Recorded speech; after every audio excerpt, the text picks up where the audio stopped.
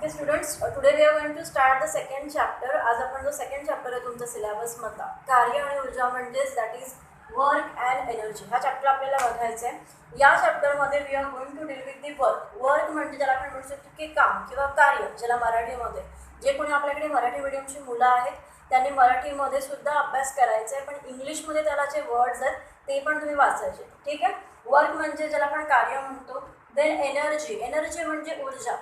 To do any work we need energy. एखादं काम करण्यासाठी आपल्याला एनर्जी लागते, that is nothing but the energy किंवा ऊर्जा।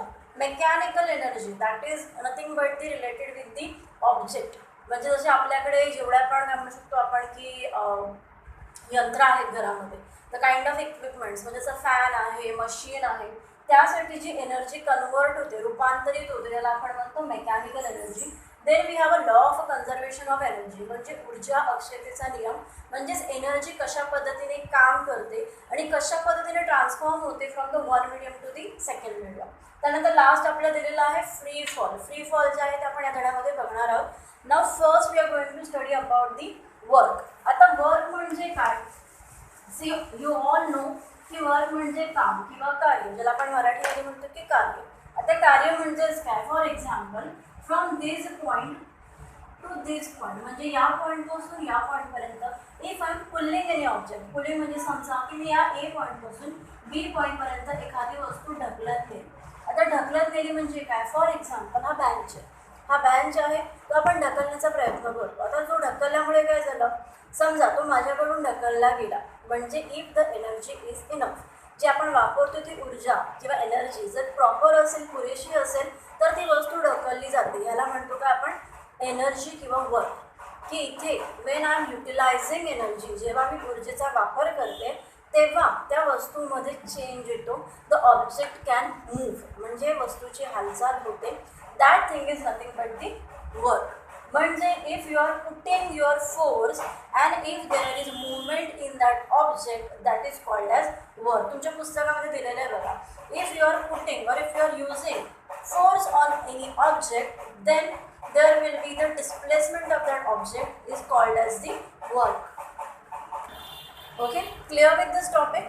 आपण force, आपण work कधी म्हणणार, if you are pulling or if you are trying to put a force on any object म्हणजे जेव्हा तुम्ही एखाद्या वस्तूवरती बल वापरता आणि त्या बलामुळे जर ती वस्तू ढकलली गेली, जर त्या वस्तूची मूवमेंट झाली तर आपण त्याला म्हणतो वर्क, म्हणजेच ज्याला मराठीत आपण म्हणणार कार्य। म्हणजेच काय, to change in that place म्हणजे त्या वस्तूच्या मुवमेंटमध्ये किंवा आपण म्हणू शकतो की ती वस्तू ढकलली जाण्याकरता किंवा if that object is getting move, जर ती वस्तूची हालचाल झाली असेल तर आपण काय म्हणणार की there is a work.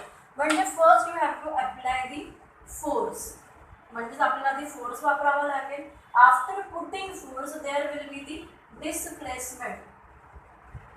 Displacement means change in place. So your work is nothing but the force into displacement. Displacement जे आहे ते आपण एस ने डिनोट करतो। ठीक आहे, आपण एस ने दाखवतो डिस्प्लेसमेंट।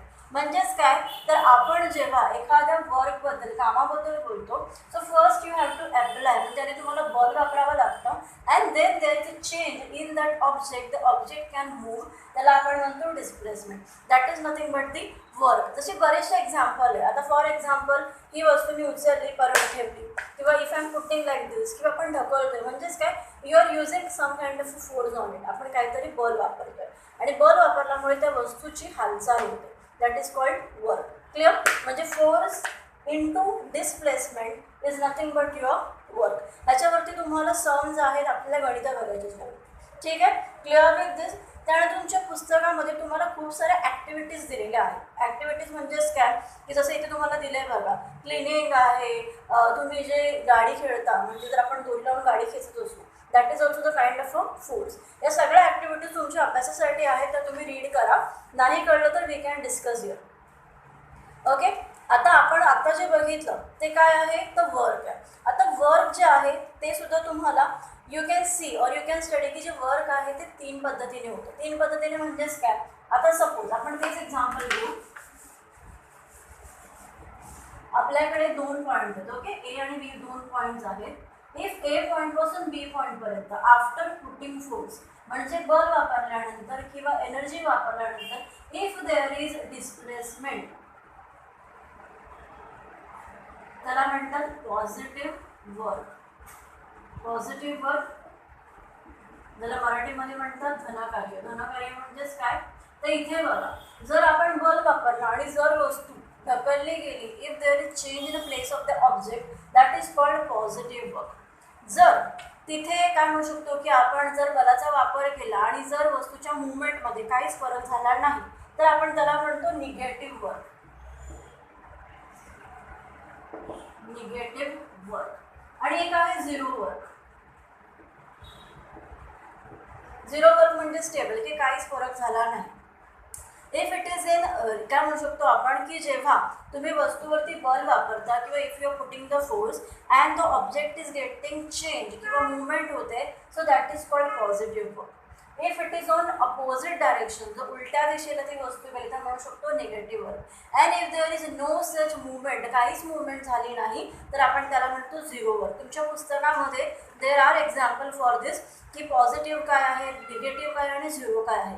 इफ यू रिमेंबर, आपण लास्ट टाईम आपण जेव्हा ॲस्केलरेशन त्वरण जेव्हा शिकलो होतो तेव्हा मी तुम्हाला सांगितलेलं की that is positive, negative and zero. Same तुम्हाला इथे वर्कमध्ये पण आलेलं आहे. तुमच्या बुकमध्ये दिलं आहे बघा, if the force and the displacement has the same direction. म्हणजे जेव्हा आपण एका पॉईंटपासून दुसऱ्या पॉईंटपर्यंत एखादा ऑब्जेक्ट मूव्ह करतोय, ढकलतोय, and if it is going in the same direction, म्हणजे मी या पॉईंटपासून स्टार्ट करून या पॉईंटपर्यंत एखादी वस्तू ढकलण्याचा, पुल करण्याचा प्रयत्न केला, and if it is going in the same direction, त्याला आपण म्हणतो पॉझिटिव्ह वर्क, म्हणजे same direction. If it goes in reverse direction, तुमच्या पुस्तकामध्ये दिलेलं आहे की ज्यावेळी बलाची आणि विस्थापनाची, बल म्हणजेच इफ द बल म्हणजेच force and displacement are opposite of each other that called as negative. जसं मी सांगितलं की इफ द डिरेक्शन चेंज, म्हणजे समजा डिरेक्शन चेंज झाली, so it is called negative. And if there is no such kind of a activity, if there is no such kind of a movement, त्याला आपण म्हणतो झिरो वर्क. क्लिअर आहे तुम्हाला work म्हणजे काय? Work is nothing but the force into displacement. Then work is again divided, or you can say the work has the three types: positive work with the same direction, negative work with the reverse direction, and zero work when there is no such kind of a movement in that object. म्हणजेच त्या वस्तूमध्ये काहीही बदल होत नाही. So this is the three types of work. Okay, तुमच्या बुकमध्ये तुम्हाला examples चांगले दिलेले आहेत, तुम्ही याबद्दल रीड करू शकता. ठीक आहे. ॲक्टिव्हिटीज दिलेल्या आहेत, go through with the activities also. आता आपण एक सम बघूया ह्याच्यावरती जे रिलेटेड आहे, आपल्या बुकमध्ये दिलेला आहे. आपण आत्ता जे काय म्हणू शकतो की फॉर्म्युला बघितला होता वर्कचा, त्याच्यावरतीच आपण एक सम घेऊया जे बुकमध्ये तुमच्या दिलेला आहे. सी, इथे तुम्हाला विचारलं आहे मास जे आहे, मास म्हणजेच any kind of objects weight, you can say the mass म्हणजे एखाद्या वस्तूचं वजन जे आहे that is 20 kg. Small g दिलं आहे बघा, स्मॉल जी जो आहे दॅट इज 9.8. ओके, जी जो आहे तो ग्रॅव्हिटेशन कॉन्स्टंट आहे, दॅट इज 9.8. त्यानंतर हाईट दिलेली आहे आपल्याला 10 मीटर. हाईट जी आहे ती आपण एस म्हणून घ्यायची इथे. एस इज डिस्प्लेसमेंट, म्हणजेच काय झालं, चेंज झाला. So there is either change in height, either change in the direction. तो आपण घेतलेला s which is actually the height. ठीक आहे. आणि आपल्याला विचारलं आहे की कॅल्क्युलेट द फोर्स और वर्क ऑफ इट. आता आपल्याला कोणकोणते दिलेले बघा व्हॅल्यूज आहेत. 20 kg मास दिलेला आहे, ग्रॅव्हिटेशनल कॉन्स्टंट आहे 9.8, देन आपल्याला हाईट और डिस्प्लेसमेंट दिलेली आहे 10 metre. So our formula is what, F is equal to m g. हे लास्ट चॅप्टरमध्ये झालेलं आहे. एम किती आपल्याला 20, 9.8 into 10 आहे, so I am taking like this. ठीक आहे. 0 0 कॅन्सल, इट इज 196. ओके, एवढ्यापर्यंत तुम्हाला कळलं. बट आता इथे तुमच्या बुकमध्ये तुम्हाला सॉल्व करून दिलेला निगेटिव्ह साईन दिलं. निगेटिव्ह साईन का दिलं? Because it's a negative work. Negative work म्हणजे इथे जे काम होते it is opposite of the direction. ठीक आहे. पण आपल्याला विचारलं काय आहे, आपल्याला विचारलं आहे वर्क किती आहे. सो वर्कचा फॉर्म्युला आपण मगाशी बघितलेला, it is F into S. आता आपल्याला एफ मिळालेला आहे -196 आणि आपला एस किती आहे 10 आहे. ठीक आहे. सो आपला आन्सर किती आला -1960 जूल. वर्क जे आहे that is always calculated into joule. वर्कची व्हॅल्यू जी आहे that is always into the J sign. ठीक आहे.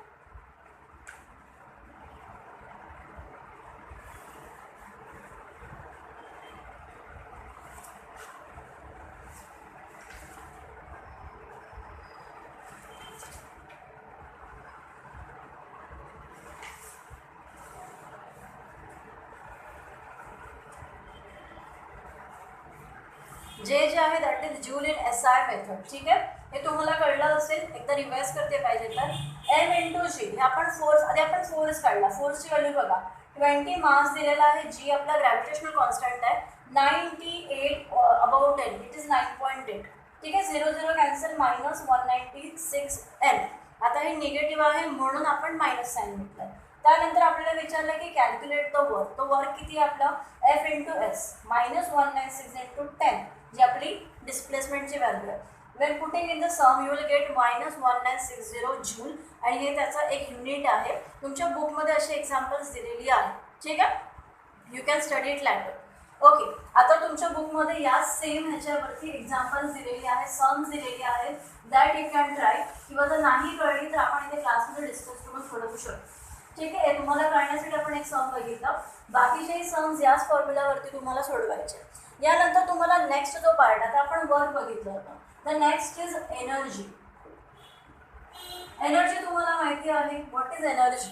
Energy is nothing but you can say if you want to do any kind of a work you need some amount of power. आपल्याला एखादं काम करण्यासाठी ताकद किंवा जी शक्ती लागते त्याला आपण म्हणतो एनर्जी किंवा ऊर्जा. ठीक आहे. तुमच्या बुकमध्ये दिलेले एक्झाम्पलच तुम्ही बघा की if you are keeping any kind of you can say the plant in darkness so it will be you can say the damage की खराब होऊन जातं. ते एक एनर्जीचंच काम आहे. घरामध्ये किंवा बाहेर तुम्ही बघितलं असेल की खाली कुठे DJ वगैरे आणि असा आवाज चालला असेल तर घरातली जी भांडी आहेत ते स्टार्ट शेकिंग हलायला लागतं. हे पुन्हा एनर्जी आहे. किंवा तुम्ही बघितलं असेल की सनलाईटमध्ये जर तुम्ही मॅग्निफाईंग जी ग्लास असते ती आपण बघितली आणि तो पेपर ठेवला असेल तर तो पेपर जळतो. It can burn out. का? It is all kind of energy. तुम्हाला एनर्जी माहिती असते. एनर्जीचे खूप सारे टाईप्स आहेत. Physical energy, chemical energy, mechanical energy, solar energy जी सूर्यापासून मिळते. अशा सगळ्या एनर्जीचे आपल्याला एक्झाम्पल दिलेली आहे. आता याच एनर्जीसाठी तुम्हाला ते दिलेलं आहे बघा की SI मध्ये एनर्जी कॅल्क्युलेटेड ॲज जूल हे त्याचं युनिट आहे आणि CGS मेथडमध्ये इट इज अर्थ. हे तुम्हाला विचारतात तर त्यामुळे तुम्हाला हे माहिती पाहिजे. हे युनिट्स आहेत. आता आपण बघितलेलं आहे की एनर्जीचे देर आर सेव्हरल टाईप्स. जसं मी सांगितलं की इट इज मेकॅनिकल किंवा आपण म्हणू शकतो की जसं ऑब्जेक्ट आहे पंखा चालतं इट्स अ मेकॅनिकल एनर्जी. कारण एखादं वस्तू आहे आणि त्या वस्तूमध्ये जी एनर्जी कन्वर्ट होऊन ती वस्तू काम करायला लागते त्याला आपण म्हणतो mechanical energy. Then you have the heat energy. Heat तुम्हाला माहितीच आहे की आपण उन्हामध्ये जातो उन्हामुळे किंवा आपण म्हणू शकतो की गरम आपण जेव्हा एखादी वस्तू शिजवतो it is because of the heat. Steam जे आहे that is energy. Then light is also the energy. Sound is the energy. Then magnetic energy, chemical energy, radiation, solar energy and etcetera. म्हणजे खूप सारे एनर्जीचे टाईप्स आहेत ज्याचा कुठे ना कुठे आपल्याला वापर होतच असतो. आता फर्स्ट तुमच्या बुकमध्ये जे तुम्हाला दिलेली आहे ती एनर्जी आपण बघायची आहे. फर्स्ट टाईप जो दिलेला आहे that is kinetic energy. Kinetic energy, it is related with the motion. म्हणजेच if any object is getting in the motion. जसं आपण पंखा स्टार्ट केला तर स्टार्ट केल्यावर तुम्ही बघितलं असेल की तो हळूहळू स्टार्ट होतो. पटकन तो स्पीडमध्ये येत नाही. जसं स्टार्ट केला तर हळूहळू त्याचा वेग वाढायला लागतो आणि it comes in a motion की त्याची गती वाढायला लागते. That energy is called the motion. If any object gets the energy because of its motion त्याला आपण म्हणतो kinetic energy. This energy is calculated. याचं एक युनिट आहे, याचं एक सम आहे that is force into displacement जे आपण मगाशी बघितलेलं आहे. It is actually the same like the work. कारण इथे वेन एनी स्टेबल ऑब्जेक्ट जेव्हा एखादी स्थिर वस्तू गतीमध्ये येते if it comes in a motion, म्हणजेच तिथे काय झालं, वर्क झालं. आणि त्या वर्कसाठी तुम्हाला सेमच फॉर्म्युला अप्लाय होतो, दॅट इज के म्हणजे kinetic energy is related with ती एफ इंटू एस. किंवा तुम्हाला माहिती असेल ती चावीची घड्याळं किंवा चावीची खेळणी असतात की Wien you pulling the energy, जेव्हा आपण चावी देतो तेव्हा ती वस्तू फिरायला लागते. म्हणजेच काय, you have provided the energy, तुम्ही एनर्जी पुरवली आणि त्यानंतर ती वस्तू गतीमध्ये आली. इट स्टार्टेड और it start in a motion, it has started its own motion, म्हणजे स्वतःची गती त्याने स्टार्ट केली. That thing is called kinetic energy किंवा गतिज ऊर्जा. क्लिअर. गतीमुळे आलेली ऊर्जा, मराठी मुलांसाठी, गतीमुळे जर एखादी वस्तू म्हणजे एखादी वस्तू गतिमान झाली तर त्याला आपण म्हणतो गतिज ऊर्जा. तुमच्या पुस्तकामध्ये दिलेले एक्झाम्पल तुम्ही अभ्यासासाठी बघायचे. ठीक आहे. आता इथे तुम्हाला त्याचवरती एक एक्सप्लेनेशन दिलेलं आहे, जे न्यूटनच्या एक्झाम्पलवरती, न्यूटनचे जे लॉज ऑफ मोशन आपण बघितले लास्ट टॉपिकमध्ये, न्यूटनचे गतीचे नियम, त्याच्यावरतीच सेकंड नियमावरती कायनेटिक एनर्जी इज डिपेंड. कशा पद्धतीने तुमच्या बुकमध्ये सॉल्व करून दिलेलं आहे बघा.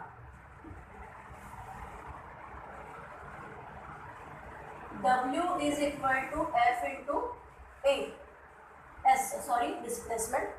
आणि आपला जो फॉर्म्युला आहे न्यूटनचा सेकंड फॉर्म्युला जो आहे दॅट इज एम इंटू ए. ठीक आहे. नाव तुम्हाला माहिती आहे एस जो आहे हे तुम्ही शिकलेले आहात मुलांना, रिवाइज जो असेल तुम्हाला आठवेल UT plus half UT square, हे डिस्प्लेसमेंटचं एक्झाम्पल आहे. ठीक आहे, आपण हे घेतलेलं पण आहे. नाव तुम्हाला माहिती आहे की यू जो असतो इनिशियल तो 0 असतो, so 0 plus half AT square. Initial velocity म्हणजे सुरुवातीचा वेग. नाव पुटिंग द व्हॅल्यू, आता W इंटू एम ए म्हणजे वर्क जर आपण घेतलं तर W into M A is half AT square. Okay, so that is related with the W is equal to half M साईडला घेतला AT स्क्वेअर. हा आपण एक फॉर्म्युला तयार केला. नाव आता तुम्हाला माहिती आहे की V जो आहे that is U plus AT. V म्हणजे फायनल वेलॉसिटी, 0 प्लस AT. ठीक आहे. Again putting the value of UT, तर आता मी पुढे लिहिते V is equal to AT square. V square is equal to AT square. म्हणून आपलं जे फायनल एक्झाम्पल दिलेलं आहे की W is equal to half MV square. कारण यामध्ये तुम्ही ॲड केला तर आपल्याला डायरेक्ट केईची जी व्हॅल्यू आहे that is related with the half MV square. ठीक आहे. आपण मगाशी बघितलेलं K is nothing but the F into S, force into displacement, पण हा पण त्याला फॉर्म्युला लागतो.